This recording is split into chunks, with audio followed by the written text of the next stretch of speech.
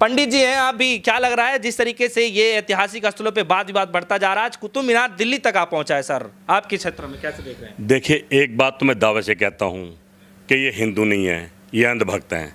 और दूसरी बात ये भी कहता हूँ, ये अपने घर में हनुमान चालीसा नहीं पढ़ते होंगे, पर अंधभक्त के नाते बीजेपी के इशारे पर, देश के मुखिया के इशारे पर ये कुछ भी करने को तैयार है, क्योंकि इनको पैसा मिल रहा है करने के लिए। इनको देश तोड़ने के लिए पैसा मिल रहा है, देश को बर्बाद करने के लिए पैसा मिल रहा है।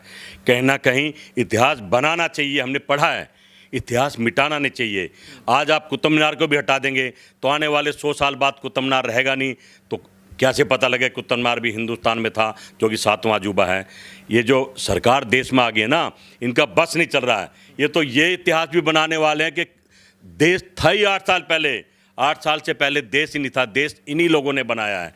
सही मायने में ये पूरी तरह से विफल हो गए हैं, फेल हो गए हैं। हर मुद्दे पर आज देश में चर्चा होनी चाहिए महंगाई की, आज देश में चर्चा होनी चाहिए रोजगार की, आज देश में चर्चा होना चाहिए व्यापार की, किसान की, महिला की सुरक्षा की, जीडीपी की। हर चीज़ देश में बर्बाद हो रही है, उसकी चर्चा होनी चाहिए।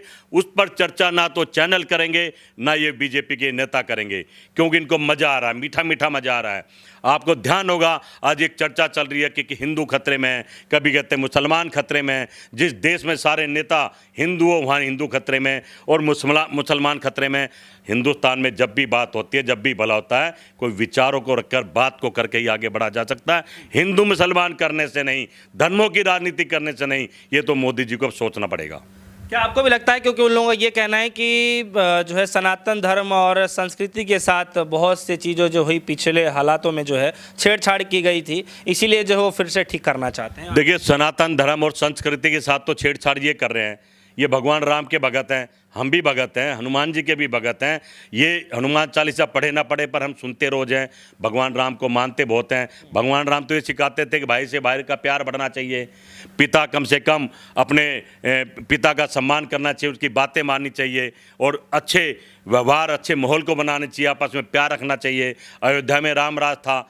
तो मैं समझता हूँ ये लोग उनके आसपास भी नहीं हैं, ये तो राम की भी बदनामी कर रहे हैं। राम के ऐसे काम नहीं थे, राम तो हमेशा, राम ही नहीं, मैं पूरे संसार में जितने धर्म हैं, जितने देवी देवता हैं, वो यही कहते थे कि आपस में मिलजुल कर रहो, प्यार बांटो, कोई ऐसा काम ना करो किसी का दिल दुखे।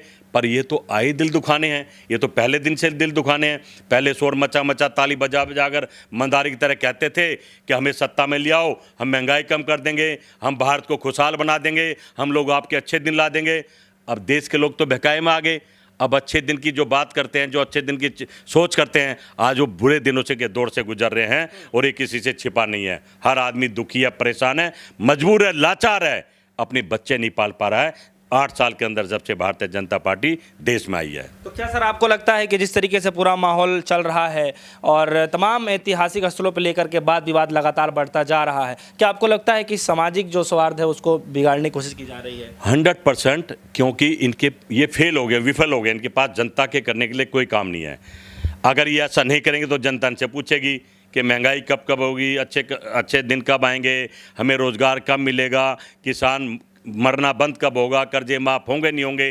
तो कहीं ना कहीं देश की जनता भारतीय जनता पार्टी से, इनके नेताओं से, इनके प्रधानमंत्री से, इनके मुखिया से ये सवाल ना कर ले, इसलिए ये मीडिया के, गोदी मीडिया के माध्यम से शोर मचाया जा रहा है। जो चौथा स्तंभ गोदी मीडिया कांग्रेस के समय में चौथा स्तंभ था, एक सम्मानजनक नज़रों से देखा जाता था।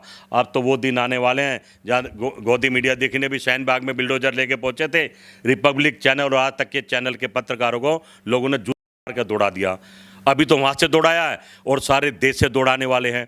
ये लोग हैं, पैसे के दम पर इस भारत को बर्बाद कर रहे हैं सरकार के साथ मिलकर। हमारे मीडिया के लोग हर जगह लोकतंत्र की बात करेंगे, पर वही मीडिया वाले आके हिंदुस्तान में जब बात करते उनको सांप सूंघ जाता है।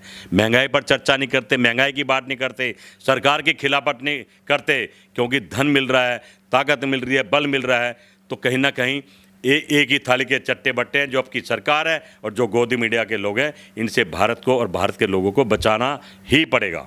सर हिंदू संगठन के लोग आज ये कह रहे थे प्रदर्शन करते हुए कि जो है 27 जो है करीब हिंदू धर्मों की जो है मूर्तियां अंदर स्थापित थी, जिसको लेकर के विवाद सारा बढ़ रहा है। कह रहे हैं कि जो है सम्मान सैनिक उसको फिर से जो है वहाँ पर स्थापित किया जाए और साथ ही साथ में जो हर मंगलवार को जो है हनुमान चालीसा पढ़ने की अनुमति दी जाए। इसको लेकर के आपके मन में? अरे भाई, हिंदुओं के ठेकेदार आज हिंदुस्तान के घर बर्बाद हो रहे हैं, हिंदुओं के घर बर्बाद हो रहे हैं। उनके घर तो स्थापित कर लो, उनको नौकरी तो दे दो, उनको रोजगार तो दे दो, उनको आत्मनिर्भर तो बना दो। उस पर बात मत करना। वो मूर्ति जो तुम्हारे बाप दादा ने भी नहीं देखी, आज उस मूर्ति की बात कर रहे हैं। एक जाता है विदेश से मूर्ति ले आता है तो बनारस में मूर्ति में कर देते हैं। अरे भाई, आप इस देश के प्रधानमंत्री हैं, आप इस देश के नेता हैं, आपकी बीजेपी देश में है, देश दुखी है, परेशान है, बर्बाद हो रहा, मर रहा है देश के लोग। विरोध करे, ऐसी राजनीति करना चाहते हैं। हमें डर लगता है, हमें डर लगता है कि देश का माहौल बिगड़ रहा है और कहीं ऐसा काम ना हो जाए कि देश की जनता बिल्कुल फॉलो करने लगे और नेताओं को घेर ले। इनसे बचाना पड़ेगा, इस देश को बचाना पड़ेगा। लोग इस तरह इतने कुकर्मी आगे हैं, आप देख रहे हैं। कहीं ना कहीं इन लोगों से देश को बचाना जरूर है। ये झूठे हैं। आज बिजली को लेकर हाहाकार मचा है, खाने को लेकर हाहाकार मचा है, महंगाई को लेकर हाहाकार मचा है, रोजगार को लेकर हाहाकार मचा है, महिला सुरक्षित नहीं है उस पर हाहाकार मचा है, किसान को लेकर हाहाकार मचा है, व्यापार खत्म हो उस पर हाहाकार मचा रहा है, जीडीपी माइनस में चली गई है उस पर हाहाकार मचा हुआ है और ब्याज की दरें बढ़ाए जा रहे हैं। कहीं ना कहीं अब इस देश को, देश के लोगों को हाथ जोड़कर प्रार्थना करता हूं, ये भारत आपका भी है, हमारा भी है। इसको बचाना नेता का ही धर्म नहीं है, आपका भी धर्म बनता है। उतरो रोडों पर, इस सरकार का विरोध करो, अन्यथा आपके बच्चे भूखे मरेंगे, भीख मांगेंगे। और ये लोग तो चाहते ही यही हैं कि आपको भीख मांगनी पड़े। सर एक आखिरी सवाल है कि जिस तरीके से लगातार जो है ऐतिहासिक स्थलों को लेकर के बार बार जो है बात विवाद लगातार बढ़ता जा रहा है, चाहे बनारस हो, ताजमहल हो, मथुरा हो, अब दिल्ली में जो जिस तरीके चल रहा है, क्या लग रहा है इसके पीछे की क्या वजह होंगी और क्यों मतलब इस तरीके के मुद्दे लगातार लाए जा रहे हैं? इसकी एक ही वजह है कि मोदी साहब, गृह मंत्री, भारतीय जनता पार्टी की सरकार, उनके लोग पूरी तरह से फेल हो गए हैं। इनको राज करना नहीं आता है। चोरी से, ईवीएम से, डीएम से, छल कपट से सरकार में तो आगे हैं और आ भी रहे हैं, क्योंकि इनको हेराफेरी करनी आती है, पर अनुभवहीन है। इनको अनुभव नहीं है। आपको याद होगा कांग्रेस सरकार ने 70 साल में देश की सेवा करी।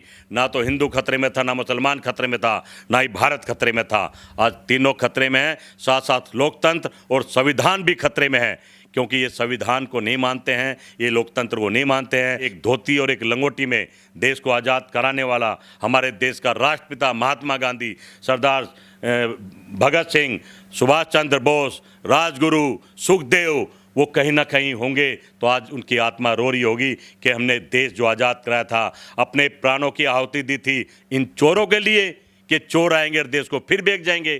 तो कहीं ना कहीं जाग जाओ, उठो और जहां भी हो इस सरकार का करो, अन्यथा नुकसान सबका होगा।